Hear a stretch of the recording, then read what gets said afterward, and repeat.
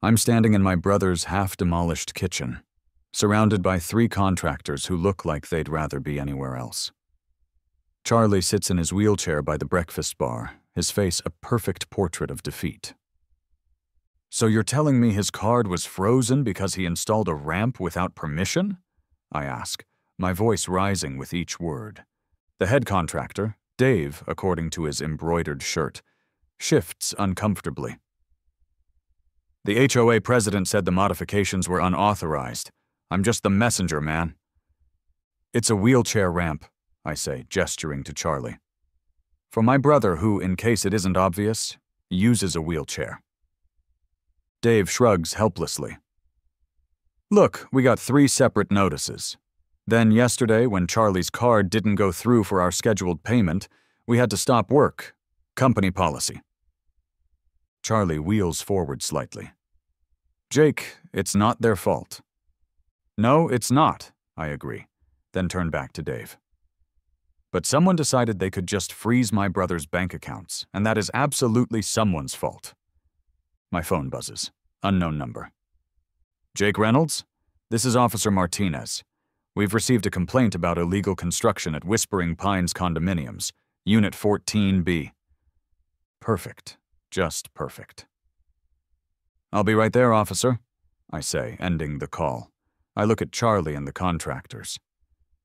Apparently, we've now escalated to the police. Dave whistles low. "Man, your HOA president doesn't mess around." "Neither do I reply, grabbing my jacket. "And unlike her, I actually know banking law." Charlie gives me a concerned look. "Jake, don't do anything crazy." I force a smile. "Me? Never. I'm a banking regulator. We're famously level-headed." As I head for the door, I call back to the contractors. "Don't touch anything else until I return. I'm sorting this out today." 2 weeks earlier, I was visiting Charlie after work, sitting in his living room while he showed me the kitchen renovation plans. His excitement was contagious. "See? They're lowering the countertops here and here," he pointed, "and installing these pull-out shelves so I can actually reach the back of my cabinets without a grabber tool." I nodded, genuinely happy for him. Charlie's cerebral palsy affects his mobility, but it's never touched his independence or his spirit. When I helped him buy this condo last year, it seemed perfect. Ground floor, wide doorways, and a community that advertised itself as inclusive and accessible. "What about the entrance?" I asked. "Still planning on that ramp?" "Already scheduled," Charlie beamed. "They're installing it next Tuesday. No more bumping up that stupid step every time I come home." I tousled his hair like I did when we were kids, even though he's 28 now. "Look at you, becoming a homeowner and property modifier." "Homeowner, chef, and soon-to-be neighborhood barbecue king," he corrected. "Once this kitchen's done, you're coming over for my famous ribs." "Famous among whom, exactly?" I teased. "Me, obviously. And soon you." He gestured around the kitchen. "Finally going to be able to cook without feeling like I'm trying to navigate a maze designed for giants?" I left that evening feeling good. Charlie was thriving. The condo was working out. Everything was on track. Until my phone rang a week later. "Jake, I can't buy groceries." Charlie's voice had an edge I rarely heard. "What do you mean?" I adjusted my desk chair, glancing at the regulatory paperwork I'd been reviewing. Banking regulations were my thing. Straightforward, logical, enforceable. My card was declined. Then I tried to transfer money online, but I'm locked out of my account. I switched to problem-solving mode. "Did you call the bank? Could be fraud protection." I called. They said my accounts are restricted pending a property lien resolution, whatever that means. I sat up straighter. "That doesn't make sense. You don't have any liens on your property." "Well, someone thinks I do." His voice cracked slightly. "The ramp was installed yesterday, and this morning I had a notice on my door about unauthorized structural modifications. By afternoon, my cards weren't working. I grabbed my keys before he even finished explaining. Use cash until I get there." "That's the problem. The HOA president, this woman everyone calls the Karen, she somehow froze everything. My cash, my accounts. Jake, I can't even buy groceries. My blood ran cold. That's not how any of this works. HOA presidents can't just freeze bank accounts. Someone was breaking several laws I enforced for a living. I'll be there in an hour, I promised. When I pull into Charlie's condo complex, the first thing I notice is the new ramp. It's well built, with a gentle slope and unobtrusive railings that match the building's aesthetic. If anything, it improves the property. As I search for visitor parking, I spot a woman in a crisp beige pantsuit posting something on a resident's door. A man in his 60s emerges, clearly upset. Miss Winters, those flowers have been there for 5 years, he protests. The bylaws clearly state garden plantings must be approved by the landscaping committee, she responds, her voice carrying across the parking lot. The committee meets quarterly, and you missed the deadline. It's 3 geraniums. Rules are rules, Mr. Abernathy. The fine is $50 per unapproved plant species due within 10 days, or further action will be taken. I park and walk past them, trying not to stare. The woman notices me anyway. Visitor parking is for 2 hours maximum, she calls out, gesturing to my car. Overnight guests must register with the HOA office. I smile tightly. I'll keep that in mind. See that you do. Unauthorized vehicles are subject to immediate towing at owner's expense. Something about her tone makes my skin crawl. She delivers threats like she's reciting a grocery list. I continue walking, thinking, so this is the woman who thinks she can just freeze someone's financial accounts. We'll see about that. Charlie's apartment door is unlocked. I find him in the kitchen, struggling to open a can of soup with a manual can opener. Let me, I offer, taking it from him. Thanks. He looks exhausted. Electric one's packed away because of the renovation. The kitchen is a demolition zone. Cabinets half removed, countertops gone, appliances disconnected. Exactly what you'd expect mid-renovation. What you wouldn't expect is for someone to maliciously halt the process. Show me the notices, I say, after getting him settled with lunch. Charlie points to a stack of papers on the coffee table. They started coming the day after the ramp was installed. I flip through them. The first is a standard violation notice with HOA letterhead. Notice of unapproved structural modification. Date, May 10th, 2025. Exterior ramp installation. This notice serves as official documentation of violation of Whispering Pines, Covenant Section 7.3. All exterior modifications require written approval from the Architectural Review Committee. Failure to remove unauthorized structures within 7 days will result in financial penalties and potential property lien execution. This is annoying but fairly standard HOA overreach, I mutter. The second notice, delivered the following day, is more concerning. Final warning. Compliance required. Unauthorized modifications have not been remediated. Property Financial Restriction Protocol has been initiated. Assessment fees of $200/day retroactive to installation date are being processed. Banking holds have been requested under Residential Community Financial Enforcement Act, Section 14. I look up sharply. The what act? That's not real? Charlie shrugs helplessly. I don't know these things. Trust me, I do. There's no such thing as a Residential Community Financial Enforcement Act. I pull out my phone. I'm calling your bank. 15 minutes and several transfers later, I'm speaking with a supervisor at Charlie's bank. I don't normally throw around my title, but this warrants it. This is Jake Reynolds with the State Banking Commission, badge number 45721. I'm investigating a potential case of banking fraud regarding restrictions placed on accounts belonging to Charles Reynolds. The supervisor's tone changes immediately. "One moment while I pull up those records, Mr. Reynolds." After reviewing the file, she confirms my suspicions. The accounts were restricted following receipt of legal documentation regarding a property lien. The request came from, let me see, the Whispering Pines HOA Legal Department, signed by their counsel. "Can you email me copies of what you received?" Minutes later, my phone pings with the forwarded documents. It's worse than I thought. Letterhead designed to look like official court documents, made-up legal citations, and a completely fabricated financial enforcement order. "Charlie, this isn't just harassment. This is fraud." The next morning, I head to the HOA office, determined to confront Kathleen Winters directly.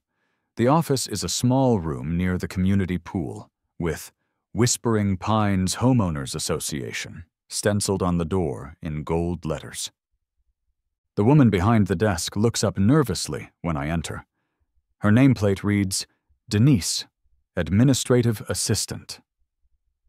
"Good morning," I say pleasantly. "I'd like to speak with Miss Winters regarding an urgent matter." "Miss Winters is in a board meeting," Denise says automatically. "If you'd like to leave—" "I'll wait," I interrupt, sitting in one of the chairs against the wall. "It's regarding fraudulent banking documentation sent from this office." Denise's eyes widen slightly. I'll let her know you're here when she's available." I smile. "Thank you." After 40 minutes of Denise avoiding eye contact, I decide to change tactics. "Actually, I'm going to grab coffee. Please tell Miss Winters that Jake Reynolds, Deputy Director of the State Banking Commission's Enforcement Division, came by regarding criminal financial fraud. She can reach me at this number."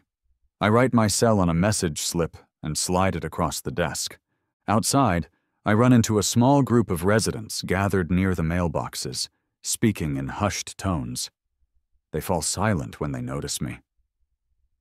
"Don't worry," says a woman in her 70s. "He's Charlie's brother, the one with the ramp." The tension breaks immediately.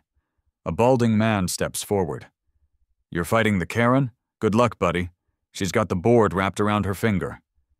"The Karen?" I repeat. "Kathleen," explains another resident. "But everyone calls her the Karen. She was a paralegal for 6 months 15 years ago and never lets anyone forget it. Throws around legal terms like confetti." The elderly woman nods vigorously.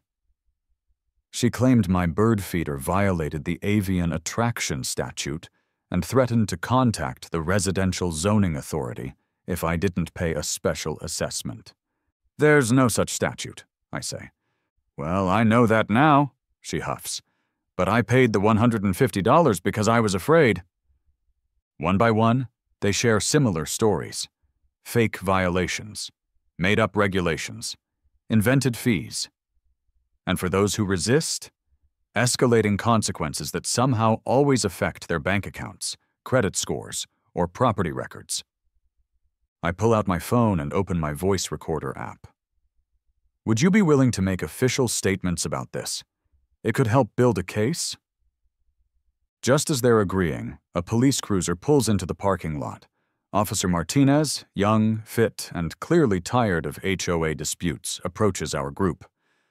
"I received a complaint about unauthorized assembly in common areas," he says without enthusiasm. "Someone reported a disturbance."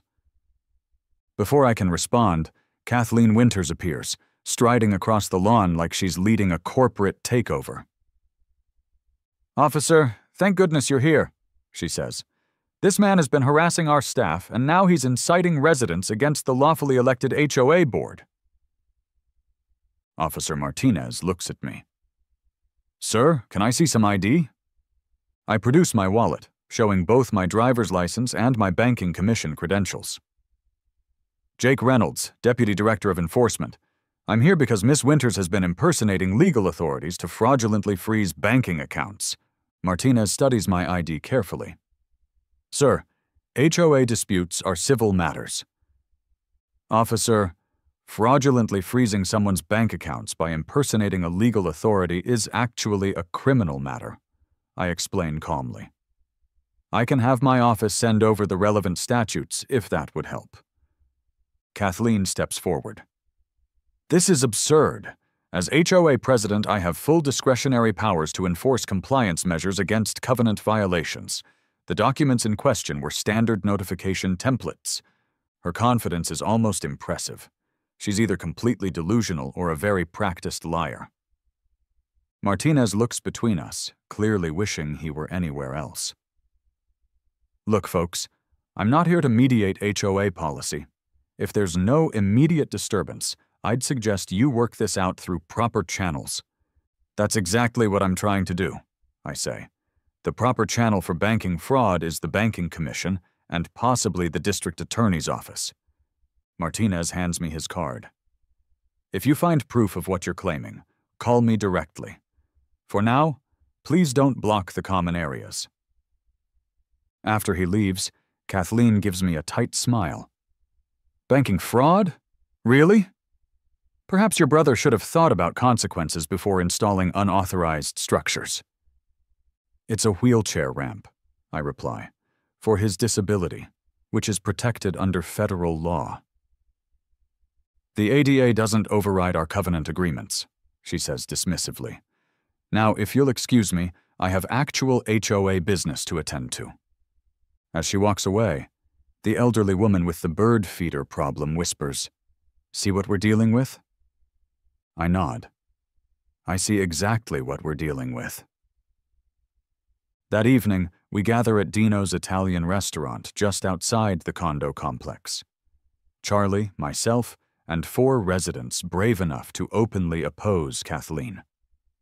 I've ordered a ridiculous amount of pasta because, well, stress eating is very much my thing. First, I say between bites of fettuccine, I need to understand exactly how she's getting away with this. Has anyone ever formally challenged her? A middle-aged woman named Susan shakes her head. The last guy who tried got his car towed 3 times in 1 week. Then his mortgage company received paperwork saying he was violating zoning laws by running a business from his home. Was he? He works from home 2 days a week as an accountant, Susan says. Totally permitted under both HOA rules and city ordinances. But by the time he sorted it out, adds Roger, the man with the balding head, he'd missed a mortgage payment and his credit took a hit. He moved out a month later. Charlie wheels himself closer to the table. She's been president for 4 years. Before that, she was treasurer. That's when the funny business with accounts started. A younger resident, Max, leans forward. I work in IT. I've been documenting some of her methods. She uses HOA letterhead to create official-looking documents, then adds seals and signatures that make them look like legal papers or court orders. And people just accept them? I ask. Most residents are retirees, Charlie explains. They're not going to question something that looks official.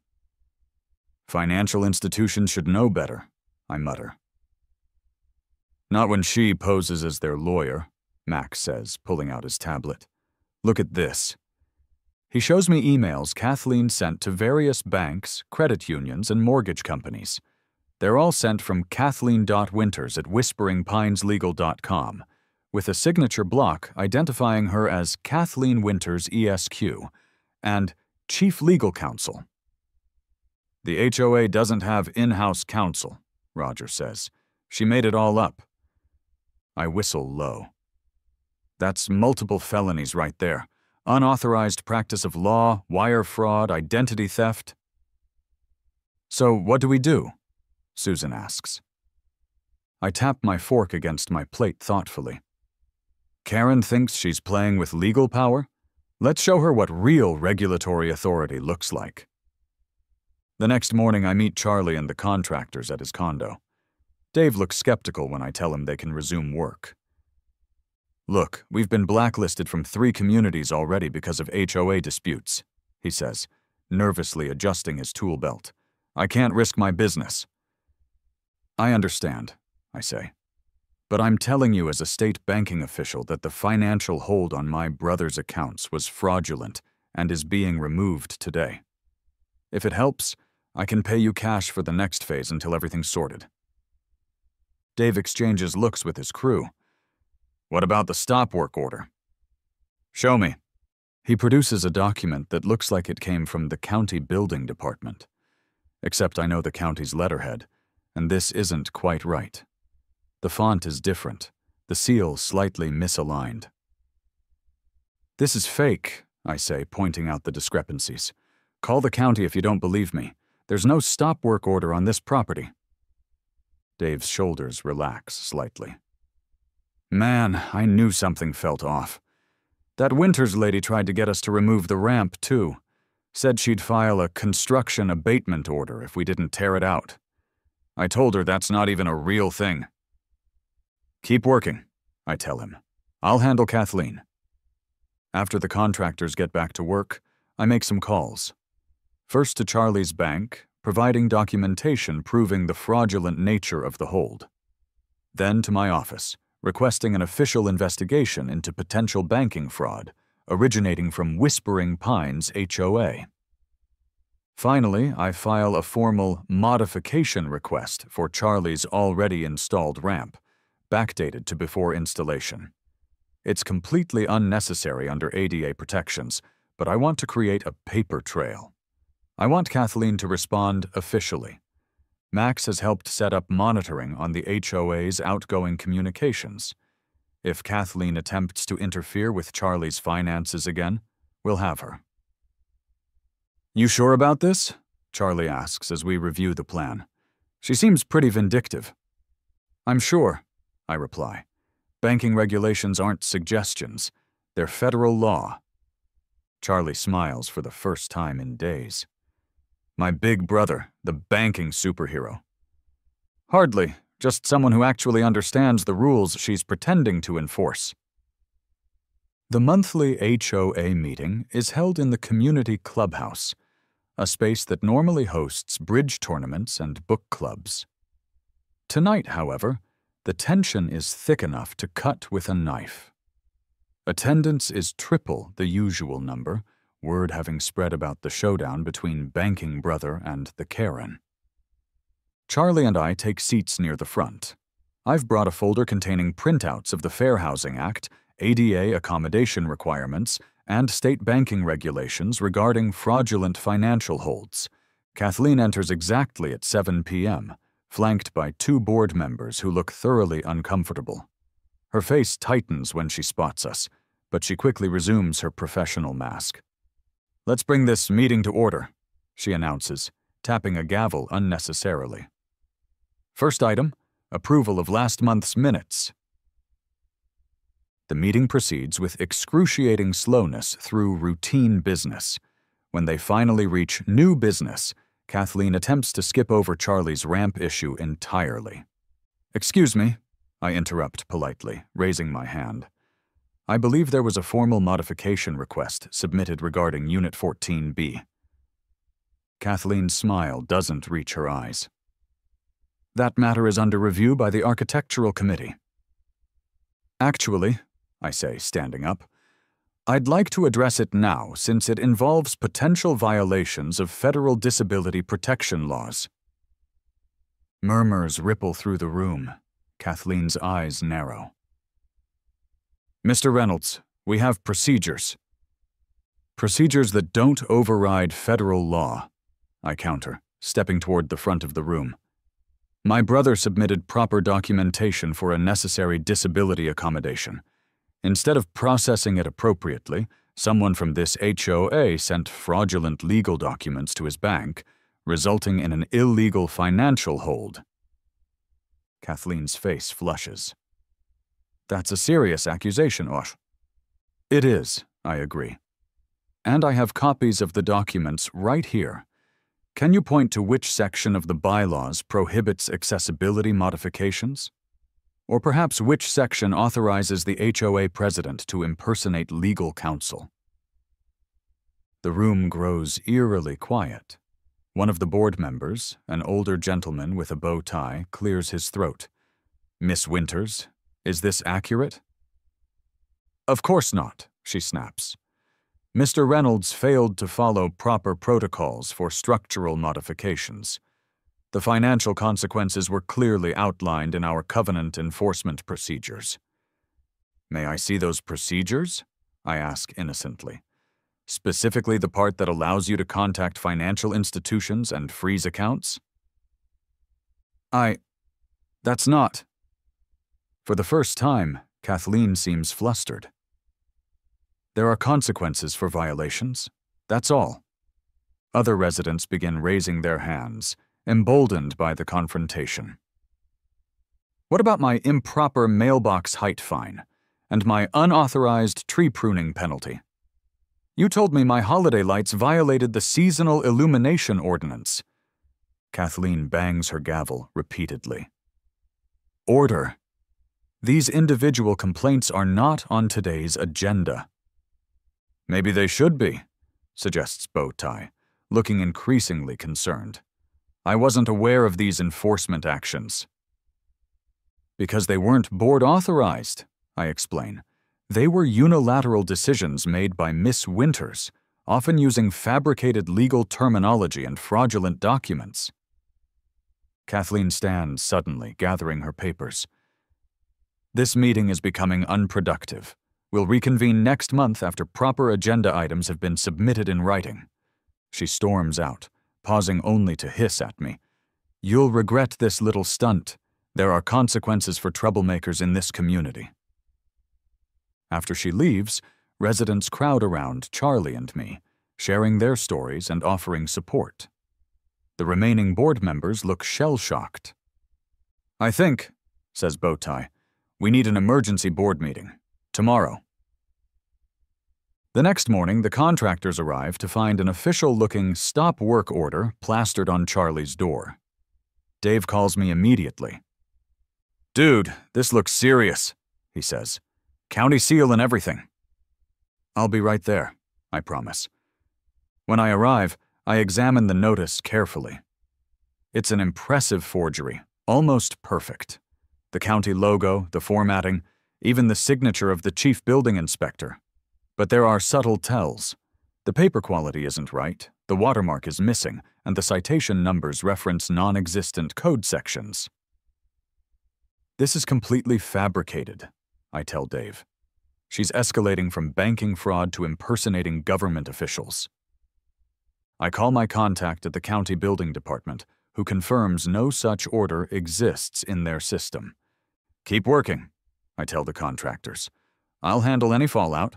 As we're talking, I notice a luxury SUV parked across the street. Behind the wheel sits Kathleen, actively photographing us with a telephoto lens. "Unbelievable," I mutter. Without thinking, I start walking toward her vehicle. Kathleen panics, dropping her camera as she fumbles to start the engine. By the time I'm halfway across the lawn, she's speeding away, leaving black tire marks on the pavement. Back at Charlie's, my phone pings with a credit alert. My credit score has dropped 50 points overnight due to multiple hard inquiries. "She's going after me now?" I say incredulously, showing Charlie my phone. "She has no idea who she's messing with." Charlie wheels back and forth nervously. "Jake, maybe we should just stop. Move somewhere else." I kneel to meet his eyes. "No way. This isn't just about us anymore. She's hurting people, and she's breaking laws she doesn't even understand." Using my banking connections, I trace the credit inquiries. They were initiated using my personal information that would have been available in the HOA records when I co-signed for Charlie's mortgage. "Identity theft," I mutter. "Add it to the list." That evening, we hold another meeting, this time secretly in Charlie's apartment. Residents sneak in one by one, paranoid about being seen. "She has cameras at all the entrances," whispers Susan, closing the blinds. "Says they're for security, but everyone knows she watches the footage."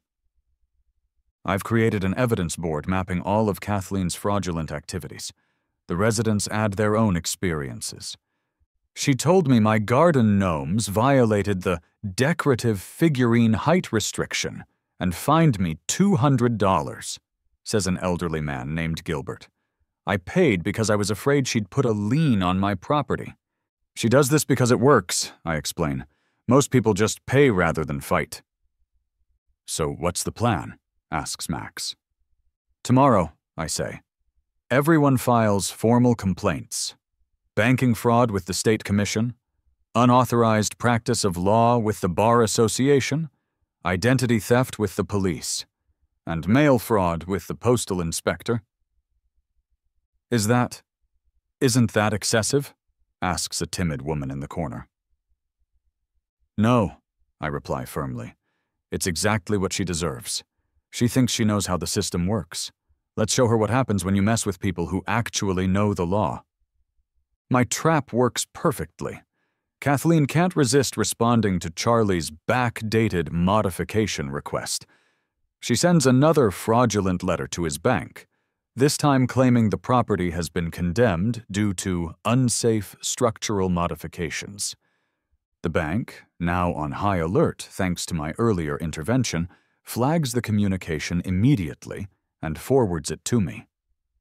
I file an official banking fraud complaint within the hour.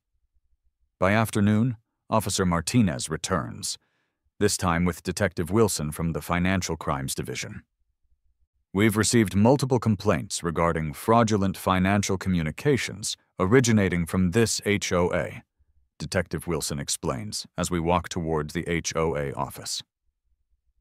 Do you have documentation of these incidents? I hand him my complete dossier. Everything's here: fake legal notices, impersonation of government officials, fraudulent financial holds, identity theft. Martinez whistles low. This is a lot more serious than typical HOA overreach. That's because it's not HOA enforcement, I explain. It's one person abusing her position to harass and intimidate residents. When we reach the HOA office, we find Kathleen at her desk, surrounded by stationery, stamps, and official-looking seals. She's in the middle of creating more fake notices. Kathleen Winters? Detective Wilson says, showing his badge. We need to ask you some questions about certain communications sent from this office. Kathleen looks up, startled. When she spots me behind the officers, her expression hardens. Whatever he told you is a lie, she says immediately. As HOA president, I have full authority to enforce compliance through any necessary means. Detective Wilson picks up one of the fake county letterheads on her desk. Ma'am, necessary means doesn't include banking fraud and impersonating government officials. This is ridiculous, she sputters. These are standard enforcement templates. With fake court case numbers? I ask. And forged county seals? Kathleen stands abruptly. I want my lawyer present for any further questions. That's certainly your right, agrees Detective Wilson. In the meantime, we'll need you to come to the station to process the existing complaints. Officer Martinez will accompany you. As they lead Kathleen out, residents gather in the parking lot, watching silently as she's escorted to the police cruiser. She holds her head high, even as her carefully constructed facade crumbles around her.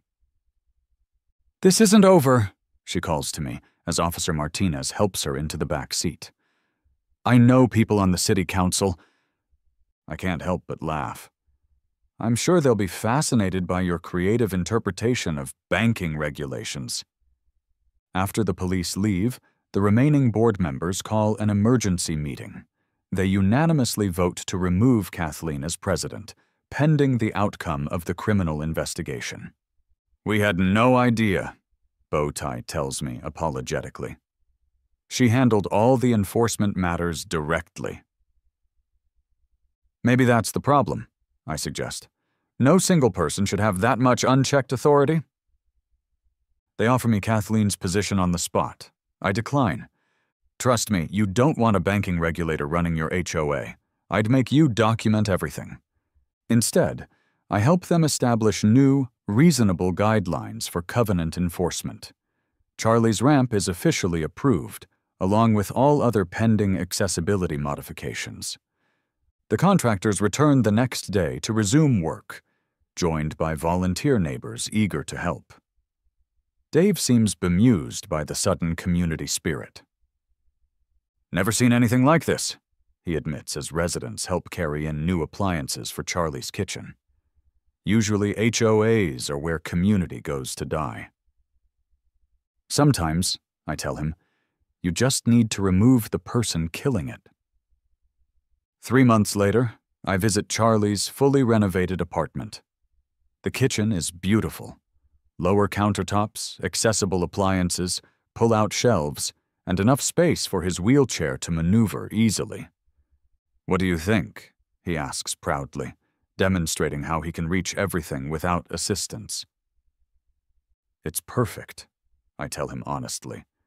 "Worth every bit of the battle." Charlie is hosting his weekly neighborhood dinner, a tradition he started after the renovation was completed. Tonight, 12 residents crowd around his expanded dining area, bringing potluck dishes and lively conversation. Officer Martinez stops by with his wife. "Normally I don't like getting called to HOA disputes," he admits, accepting a burger. "But this one was worth it. My phone pings with an email notification. It's from the district attorney's office. Kathleen has been charged with multiple counts of fraud, forgery, unauthorized practice of law, and identity theft. Given the volume of evidence and number of victims, they expect the case to result in significant penalties." I show the email to Charlie, who smiles satisfyingly. "You know what's the best part of this whole thing?" I ask him. "Remember those unauthorized modification fees she tried to charge you? Guess who gets to determine if those were legitimate banking transactions?" Charlie laughs. "Sometimes having a banking regulator for a brother really pays off." "Only sometimes?" I feign offense. "Well, you're still terrible at Mario Kart," he teases. Outside, the sun sets over the condo complex. Residents chat on patios that were previously restricted by arbitrary rules. Children play on the lawn without fear of fictional violations.